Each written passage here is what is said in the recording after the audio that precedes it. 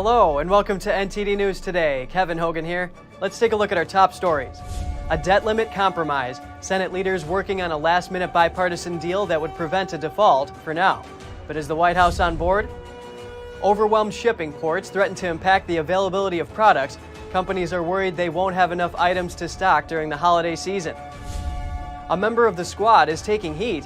It comes after she said that she was only wearing a mask because she had a tracker from the other party following her, hoping to catch her making a mistake. And officials continue cleanup efforts in Southern California after the large oil spill. Authorities still trying to define the scope of the damage.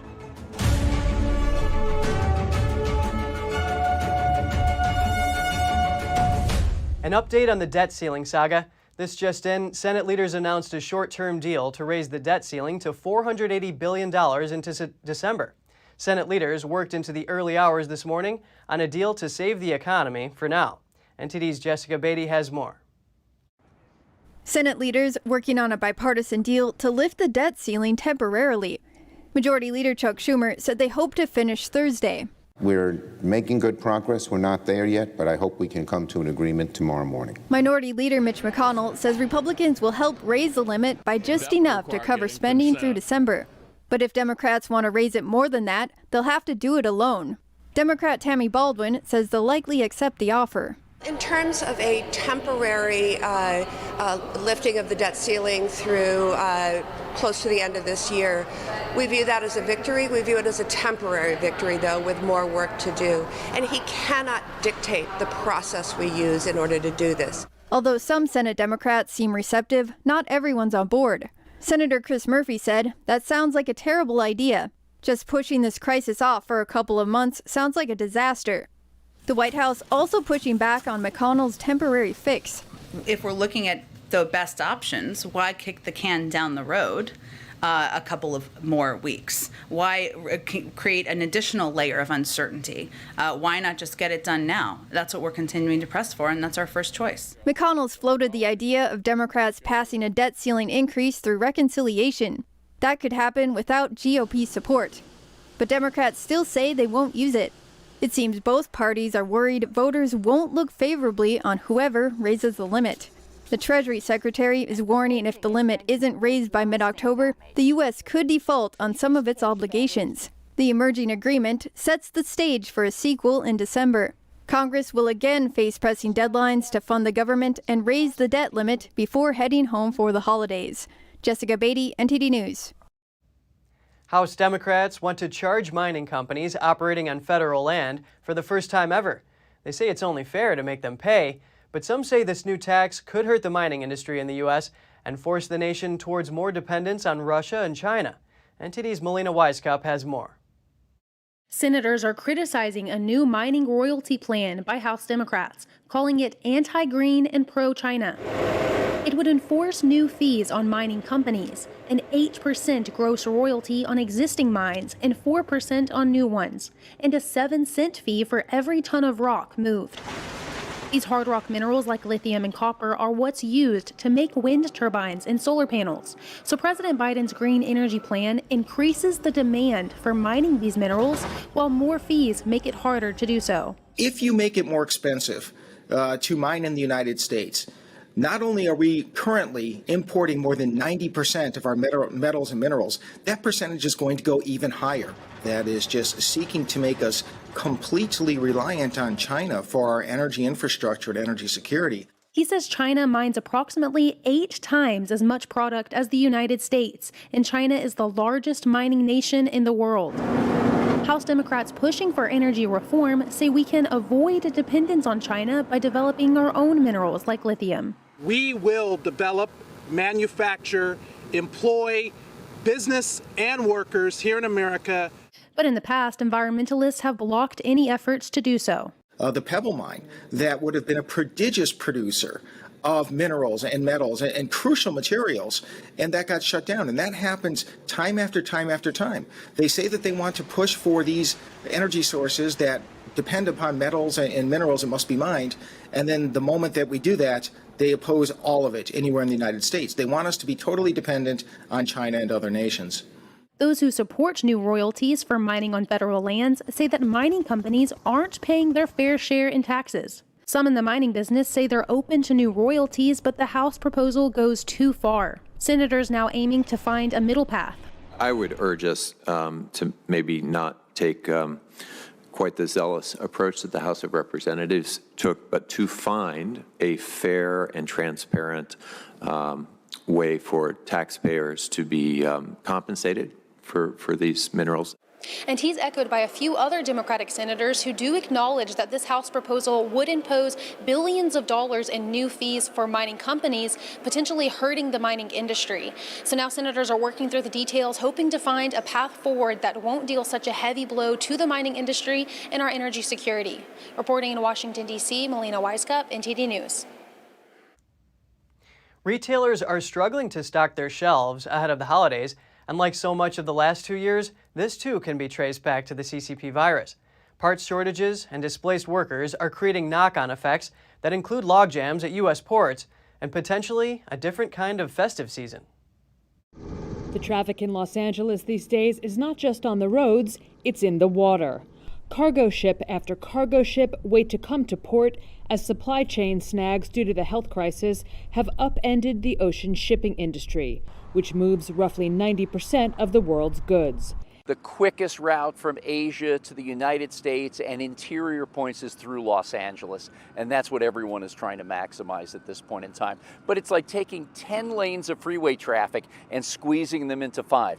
The ripple effect of parts shortages and displaced workers, from truck drivers to dock hands, has created an exasperating global supply crunch, making it difficult for retailers to keep stores and online fulfillment centers stocked and putting holiday sales that make or break company profits in peril.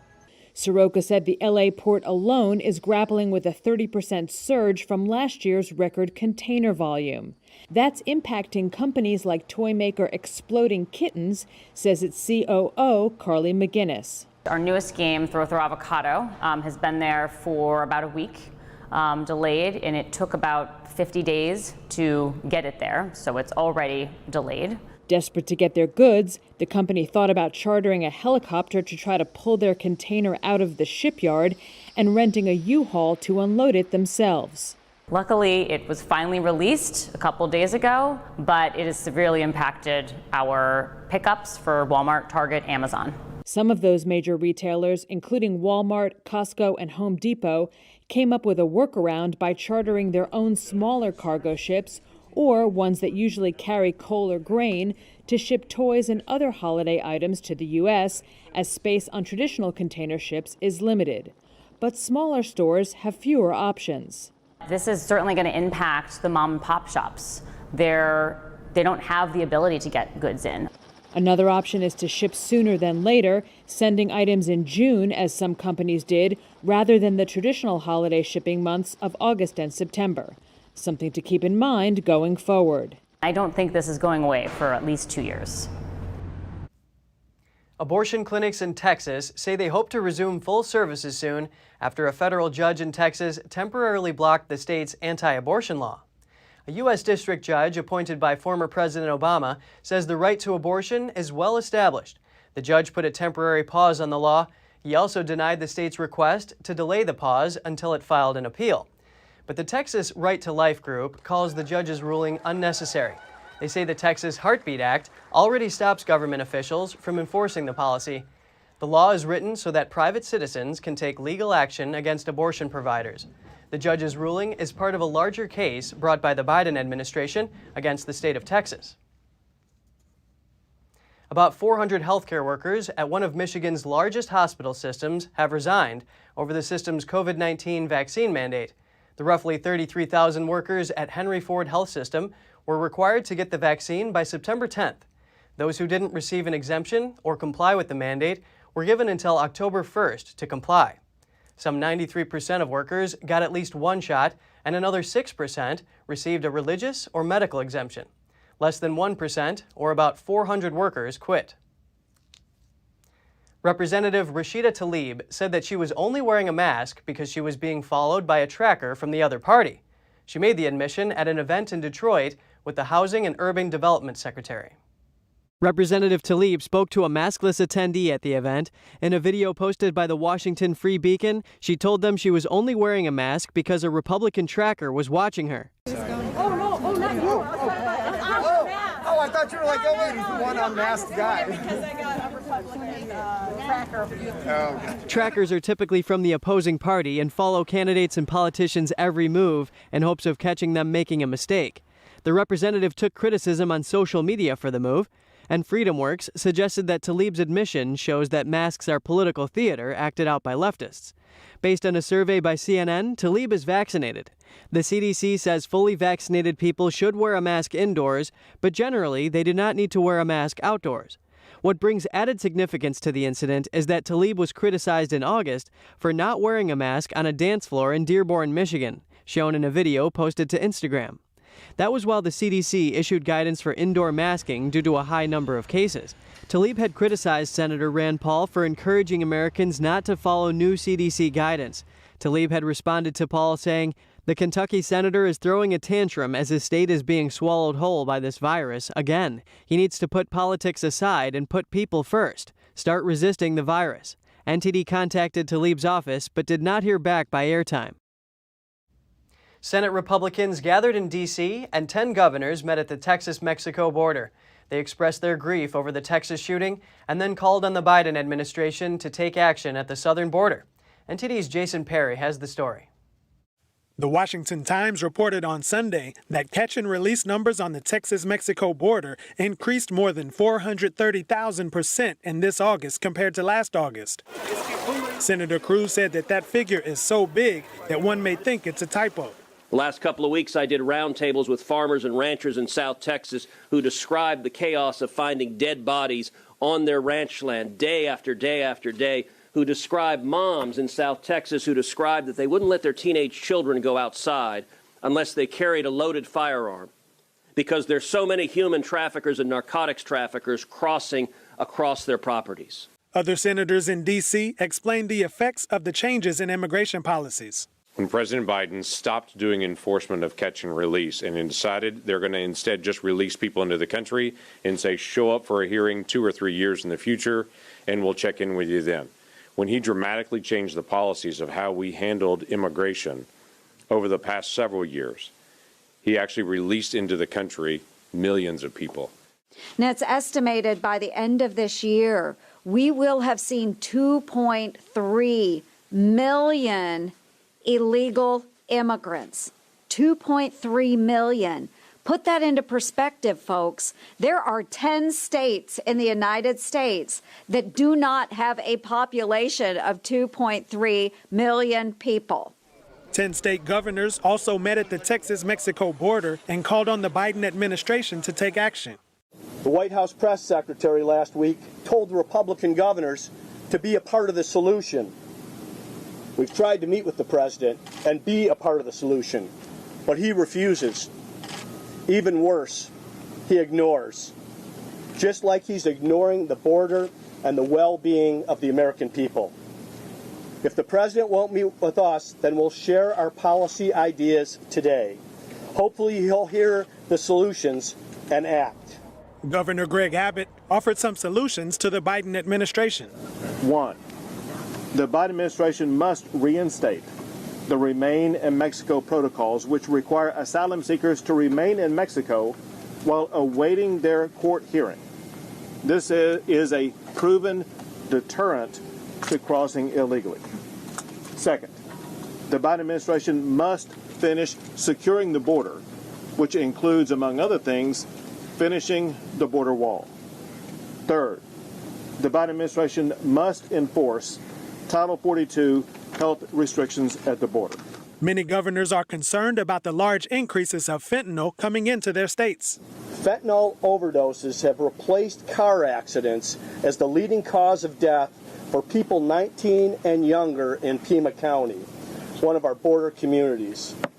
Pima County deputy sheriffs are responding to a call involving fentanyl every 40 hours. So in Ohio, at least 80% of our overdose deaths every week are caused by fentanyl. It is being mixed into everything.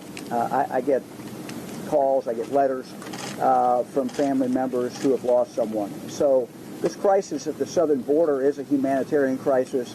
It's also a drug crisis. It's a fentanyl crisis. 26 governors have signed a letter asking the Biden administration to take action on the border. We reached out to the Department of Homeland Security for comment, but did not hear back before airtime. Jason Perry, NTD News.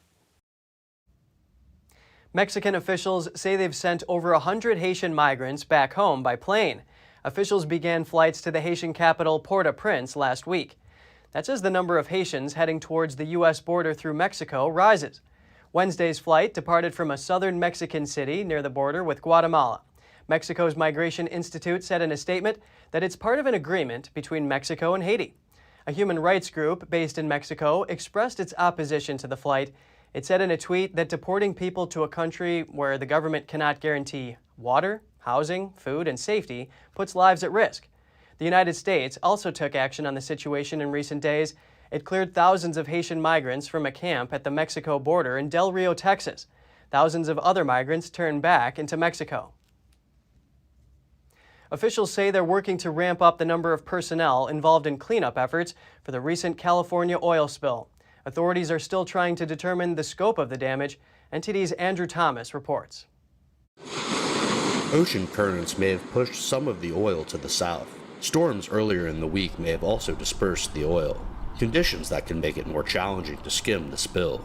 Our teams continue to focus on removing oil from the water and from the beaches, and a significant level of effort is going into that and increasing.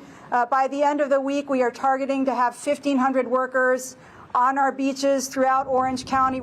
Amplify Energy Corp estimates the maximum amount of the spill at 126,000 gallons of heavy crude. But the company told federal investigators that initial measurements put the total at only around 29,000 gallons.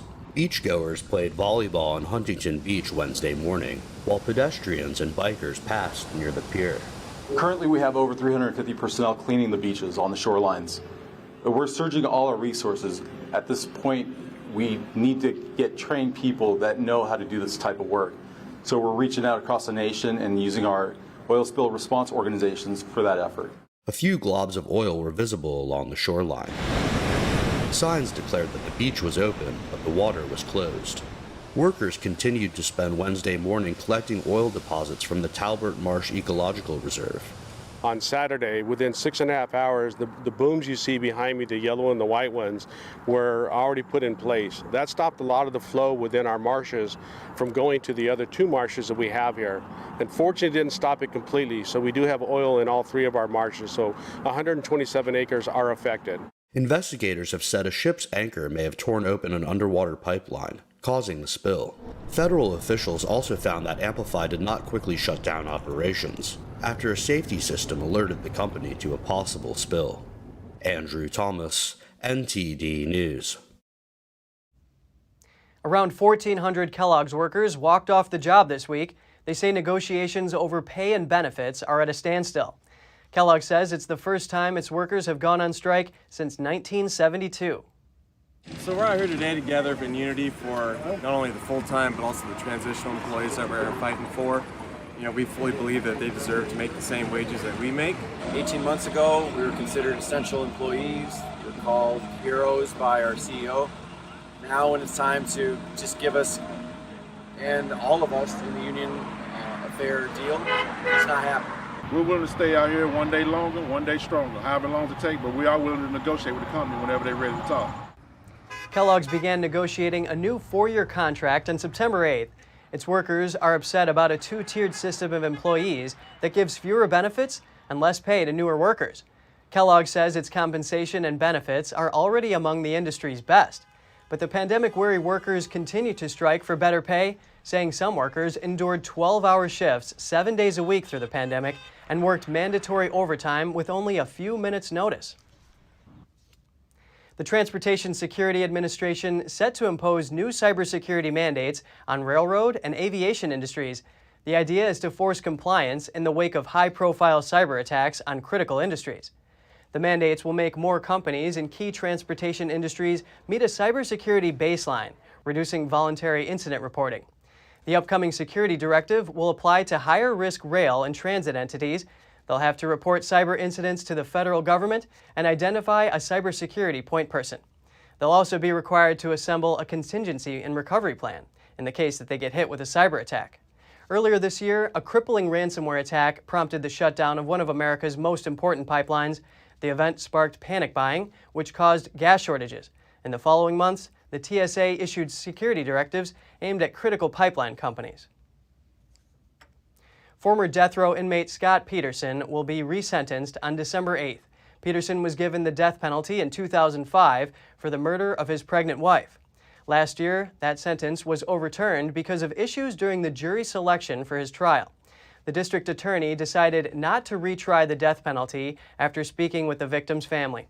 On Christmas Eve 2002, Peterson reported his wife Lacey missing.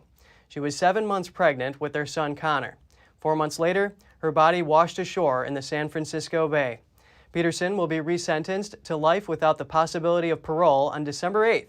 The hearing will include victim impact statements.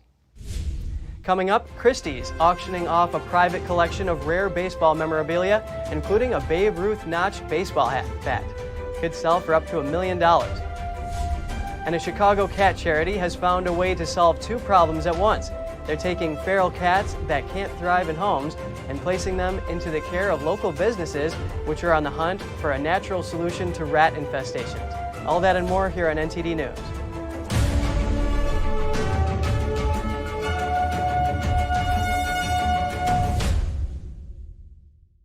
Why could gold and silver prices be headed much higher? The Fed keeps printing more money. The dollar is getting weaker and weaker. And now we have the threat of rising inflation. How can you protect your hard-earned savings? In an environment of high degrees of uncertainty, much higher levels of volatility, I think you're going to see a bigger gravitation towards the idea of ownership of gold. Plagues and wars and regime changes, gold and silver have held their value through all of that and more. What you really need to do, get yourself some real, genuine protection that can be found in precious metals. Call for these special reports and Precious Metals Guide. Find out how high massive money printing and inflation could send gold and silver prices. I think gold and silver will win big.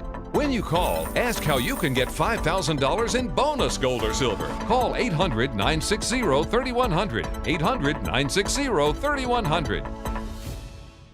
Beyond Facelift MediSpa specializes in delivering non-surgical cosmetic treatments and medical aesthetic services, now featuring oil therapy, a non-surgical skin tightening FDA-approved procedure.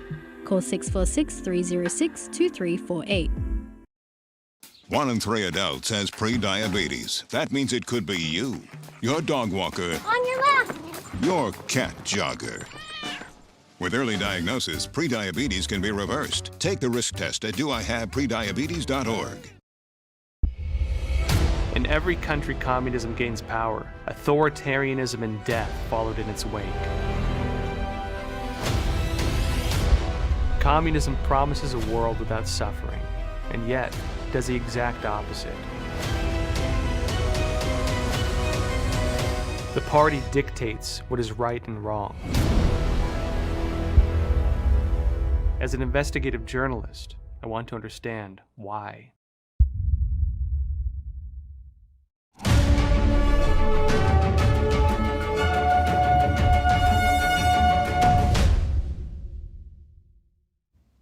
Christie's is auctioning off a private collection of rare baseball memorabilia, including a Babe Ruth notched baseball bat and a letter denying reinstatement for players involved in the 1919 Black Sox World Series scandal.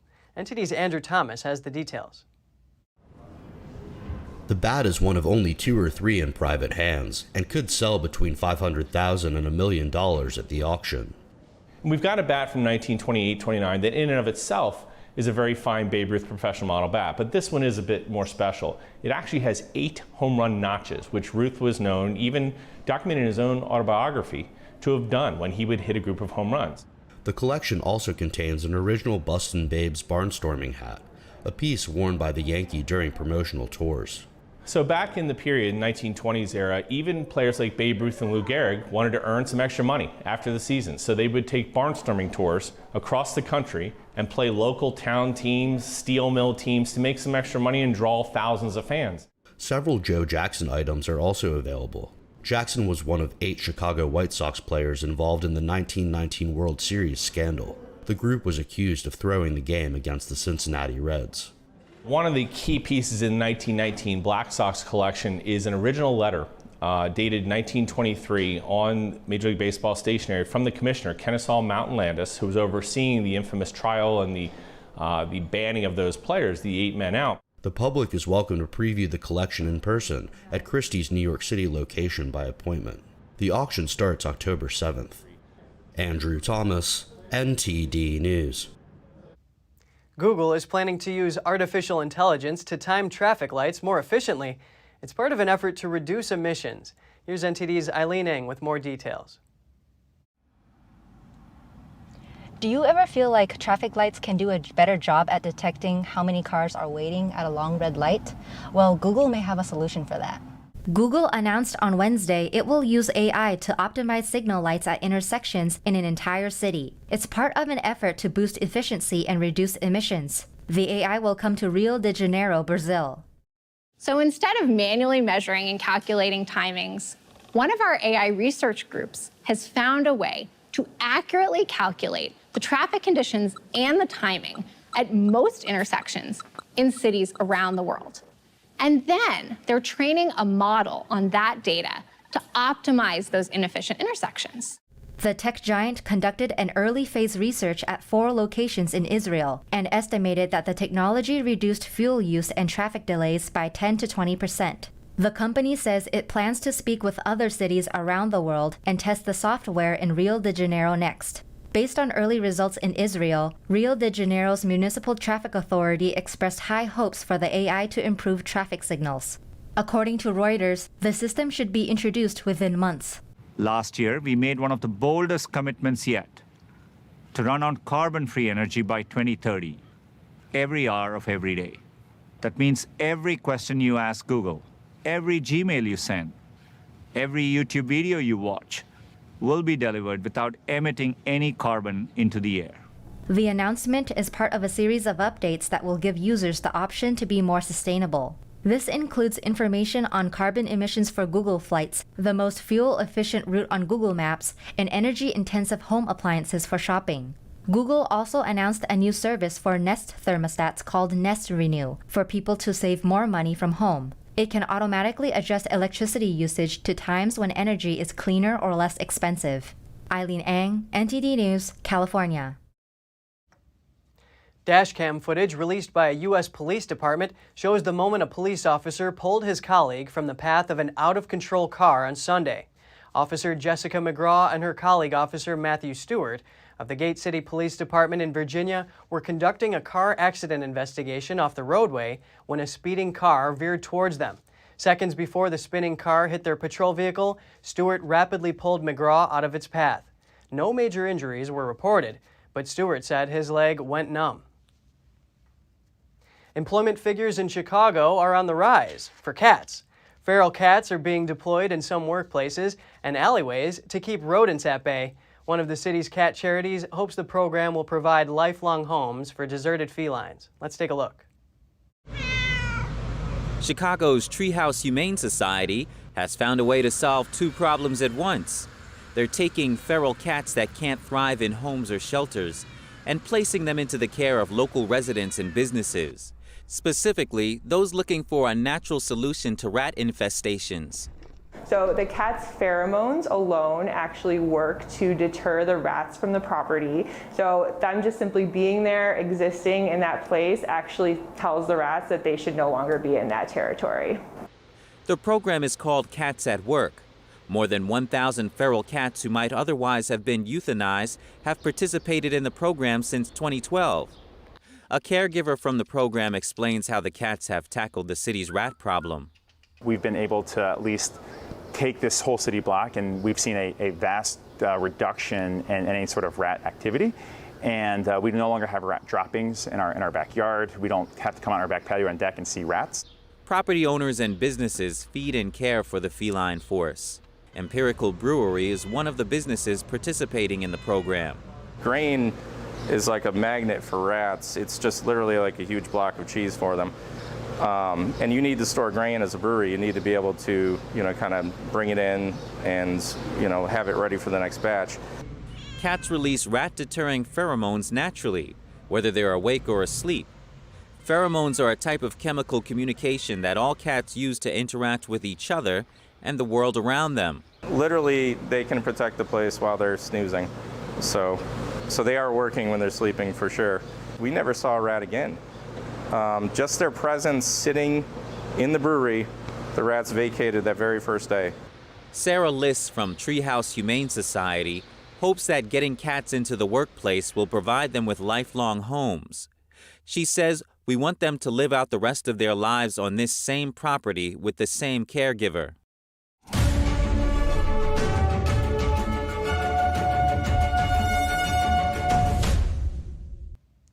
Taiwan says it will ensure regional peace and stability and seeks to work with other like-minded democracies. That's from President Tsai Ing-wen, who spoke to senior French and Australian dignitaries on Thursday, days after a dramatic spike in tensions with China. Taiwan's President Tsai Ing-wen told senior French and Australian dignitaries on Thursday that the island seeks to work with other like-minded democracies and will ensure regional peace. The trips by 4 French senators and former Australian Prime Minister Tony Abbott come after 4 straight days of mass Chinese Air Force incursions into Taiwan's air defense zone. The French senators met with Tsai at the presidential palace, despite strong objections from China, which is always angered by visits of foreign officials. Tsai said Taiwan was very moved that the French senators decided to come despite what she described as pressure, a reference to China. I want to take this opportunity to thank France for paying attention to the importance of the Taiwan Straits in the international arena and supporting Taiwan's international participation. Tsai gave a similar message in later remarks to Abbott, who told her he was in Taiwan to help end its international isolation, praising its democracy and handling of the global health crisis. Not everyone and not everywhere is pleased at Taiwan's progress, and I do note that Taiwan is challenged on an almost daily basis by its giant neighbour. Tsai did not directly mention the recent Chinese Air Force activities in public comments at her meetings with the senators or with Abbott.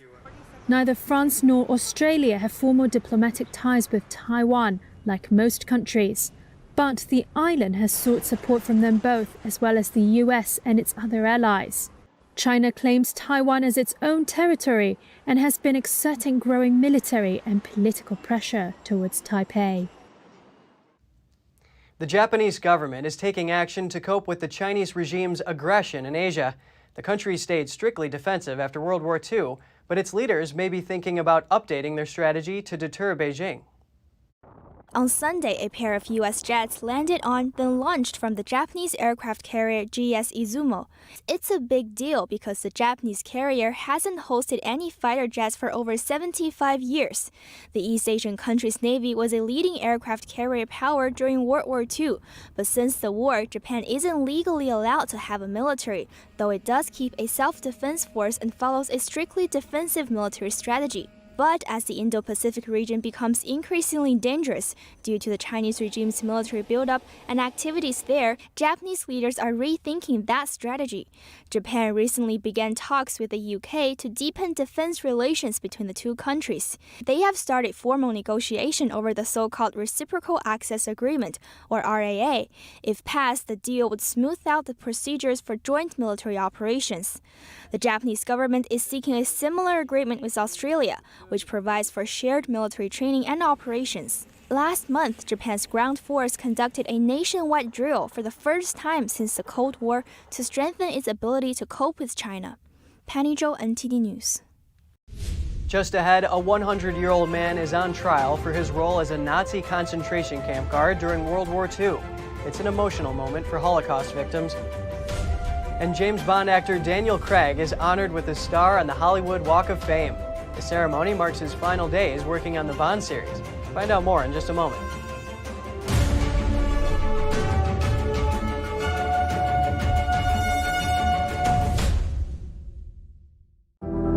Secure, the true solution for your digital privacy and security. Secure is a private and secure messaging and email solution hosted in Switzerland, using military-grade encryption and Swiss privacy laws, giving you true privacy. Secure is 100% private and does not collect or sell any of your personal data. Secure's Helix technology connects you securely to our Swiss servers without the need of a VPN, guaranteeing privacy and security for all your communications. Secure Messenger doesn't require your phone number or any personal data that hackers target. Chat by Invites allows you to chat privately and securely with anyone outside of your secure network without the need for others to download Secure. Secure Send offers you a private and secure way to email anyone outside of Secure. You won't find this level of privacy or security on any other email or instant messaging application. Visit secure.com. Regain and protect your privacy today. If you're like most of us, you're probably getting fed up with the nonsense that's going on in the banking system. Did you know that top U.S. banks have recently amended their depositor terms and conditions to include the words bank failure and what's required of you in 24 hours if, or should I say when, it happens? Don't get blindsided by your bank. Call GSI Exchange today to pick up your complimentary copy of the Bank Failure Survival Guide at 866-424-2382. We'll also send you the required format to file with your bank within 24 hours of their failure, which is now required by the top banks to avoid freezing of your funds. Yes, the top banks can now freeze your money. The world is in a strange place, and banks are constantly changing the rules. So stay on top of the current events that really matter by calling GSI Exchange and requesting your free guide at 866-424-2382.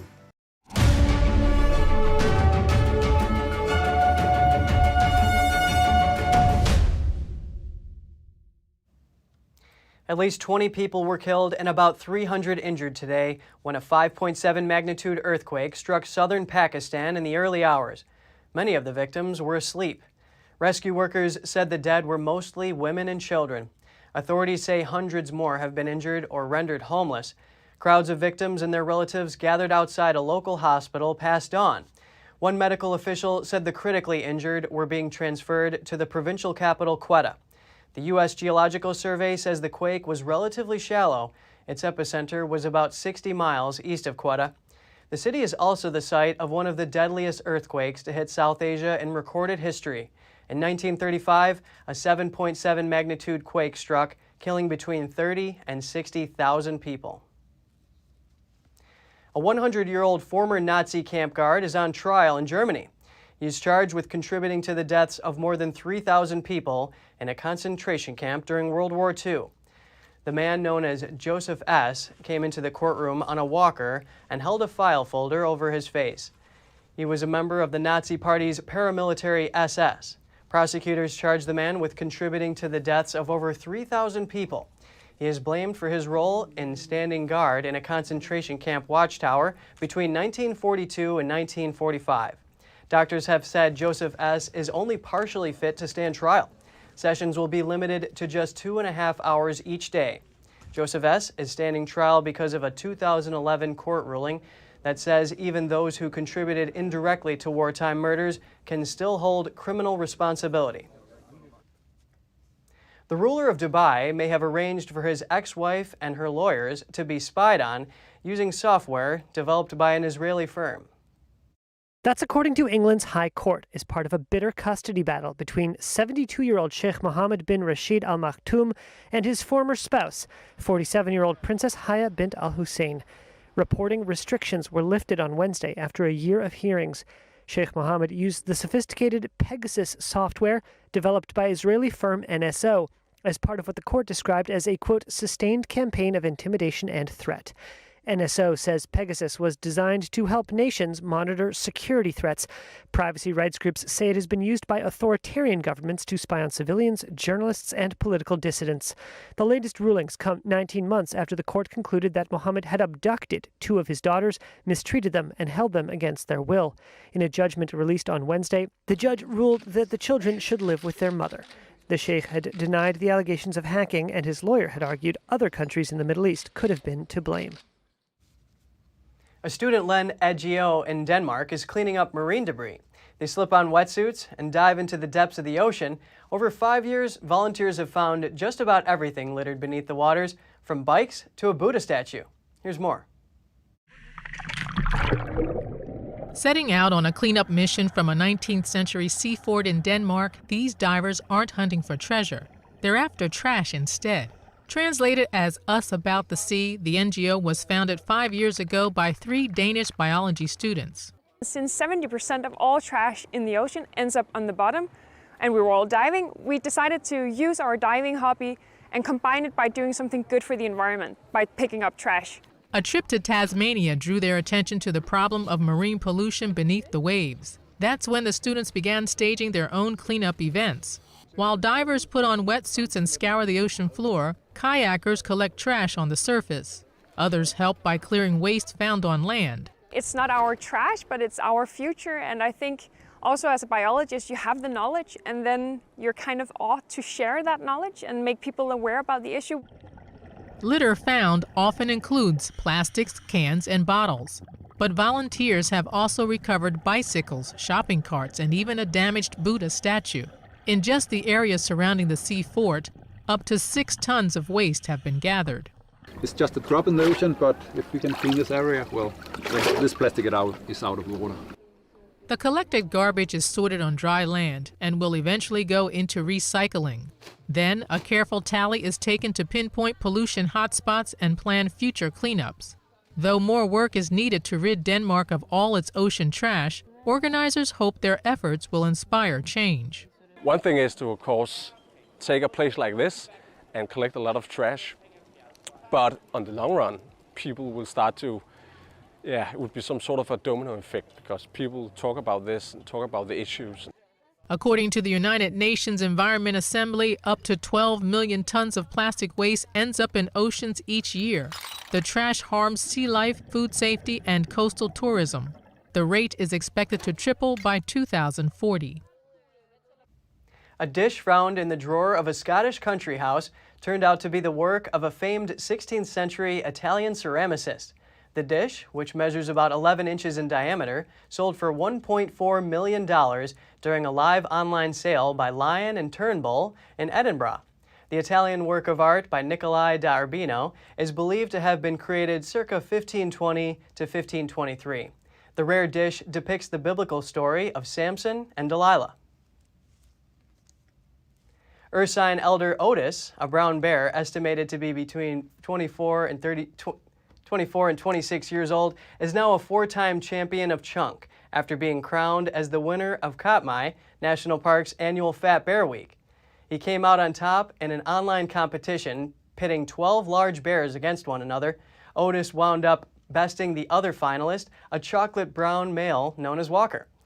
Held since October 2014, Fat Bear Week sees wildlife fans submit votes in a playoff-style competition featuring photographs and video of the bears. Explore.org's Bear Cams capture live footage of the bear action at Brooks Falls. First documented at the Falls in 2001, Otis was the inaugural Fat Bear champion and took home the title in 2016 and 2017. The Katmai Conservancy has named a fundraising project after him. Last year, the Otis Fund raised more than $230,000 for Katmai research, education, and bear protection projects. Hobbies give us a way to unwind and re-energize. Even busy people with very stressful lives need hobbies. Let's look at some of the benefits. Here's Gina Marie, who brings us Strong Mind and Body.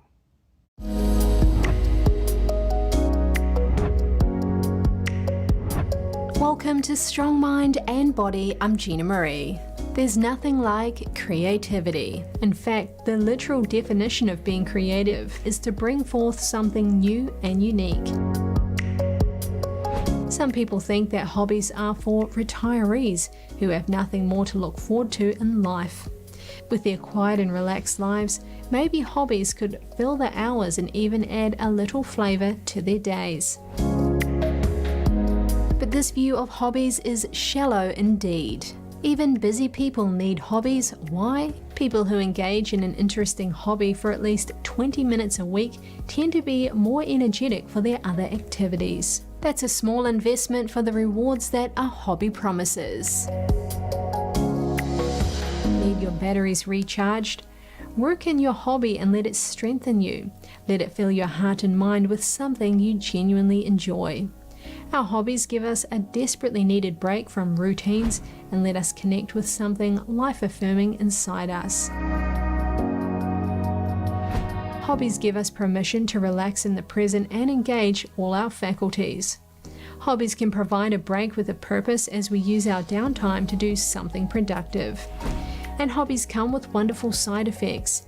Besides a new winter hat or box of cookies to share depending on your hobby, we gain immense satisfaction and overall joy. Hobbies can give us quiet time to relax our minds as we occupy our hands, or social time to connect and create with like-hearted people who share our passion. For people with somewhat dull, uninspiring lives, hobbies break up the monotony without feeling like work. They can provide a little challenge and excitement about life without being overbearing. Hobbies are gratifying to our souls. It is delightful to be in the zone and lose track of time, totally removed from the stresses of life and fully engaged in what we are doing. So what is your hobby?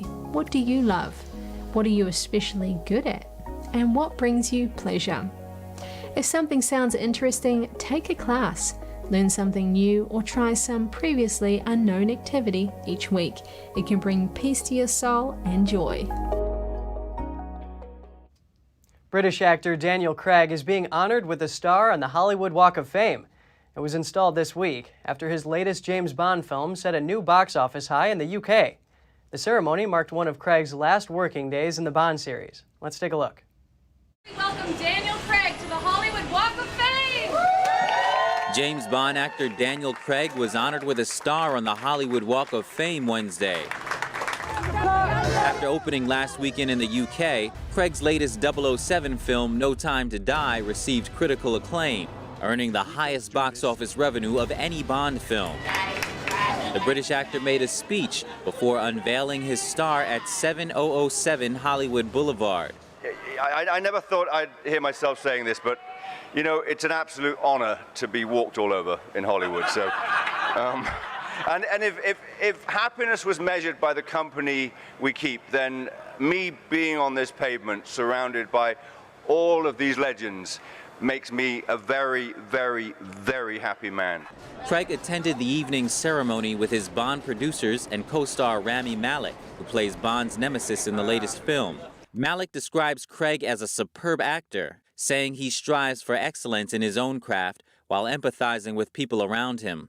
I'm lucky to have worked with you, to gotten to know you, and to be here for this moment. If you're lucky enough to play a bad guy, you'd better make sure the good guy is legendary.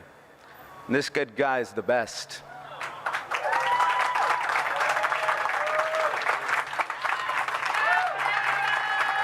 The ceremony marks one of Craig's latest working days on the Bond franchise. Speaking after the ceremony, he told reporters about the experience of beginning and ending the Bond story.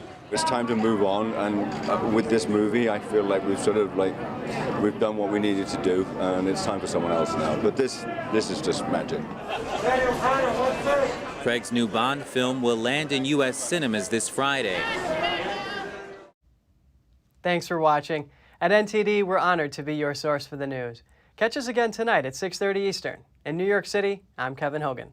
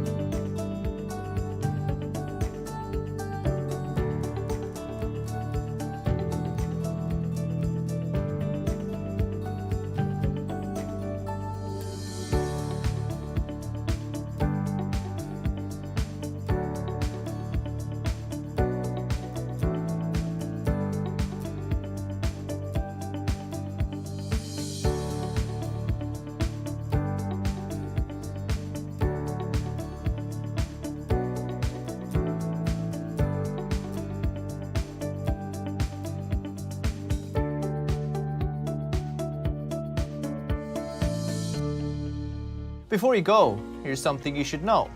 Don't forget you can catch all of NTD's programs on television. NTD Business premieres live Mondays through Fridays at 5 p.m. We broadcast to many of your favorite platforms, Apple TV and Roku, for example. We're also rapidly growing on cable, satellite, and over-the-air all across the United States. Just go to ntd.com/TV, type in your zip code, and find all the ways you can watch NTD.